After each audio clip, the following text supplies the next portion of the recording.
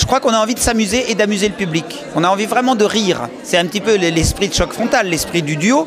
Et on veut rire. Et là, je crois qu'on part vraiment sur le principe de 3 comédiens qui s'amusent. Ils prennent des petits bouts de phrases de Molière, des petits bouts de scènes, et ils mettent ça ensemble. Ils reconstituent des scènes de Molière d'une façon pas tout à fait orthodoxe, mais qui retrouvent du sens. Voilà. Et puis ces liens avec le 21e siècle, le contemporain, nous amuse beaucoup, quoi, de faire essayer toujours de prendre le public à contre-pied.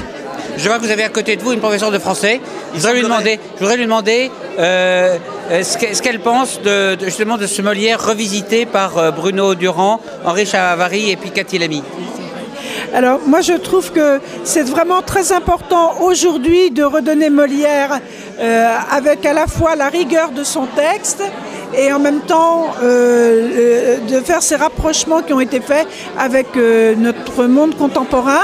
Molière est de toute façon traverse toutes les époques et j'ai trouvé que le texte était très vivant, d'abord par la façon dont il était mis en scène et ensuite parce qu'il mettait en valeur des éléments qui sont aujourd'hui complètement contemporains.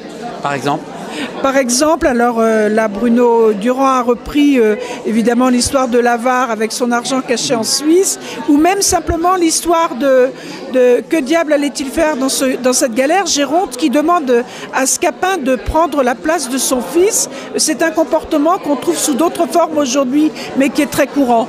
Est-ce que vous conseillez cette pièce à des élèves de collège ou de lycée qui étudieraient le théâtre, et notamment le théâtre de Molière?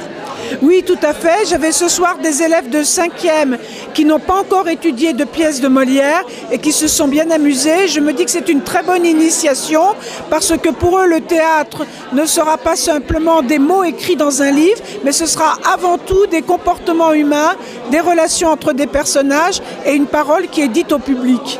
En fait, c'est un beau compliment qui vous est fait. Plutôt, oui, c'est très agréable, surtout quand ça vient d'une femme qui visiblement connaît très bien Molière et les élèves. Et donc vous, vous attendiez à ce que les élèves puissent effectivement comprendre et aimer votre spectacle? Notre défi, c'est que ce spectacle soit compris par des érudits, des gens qui connaissent Molière sur le bout des doigts, qui puissent voir, tiens, là, ils ont pris un petit bout des femmes savantes, là, un petit bout de l'école des femmes, mais aussi des spectateurs qui ne connaissent pas Molière, ou mal, et qui vont prendre un plaisir immense à voir ce spectacle pendant 1h20 et voir la continuité de la pièce. Donc c'est vraiment, on ne vise pas les érudits, on ne vise pas les gens qui connaissent rien, on vise les deux.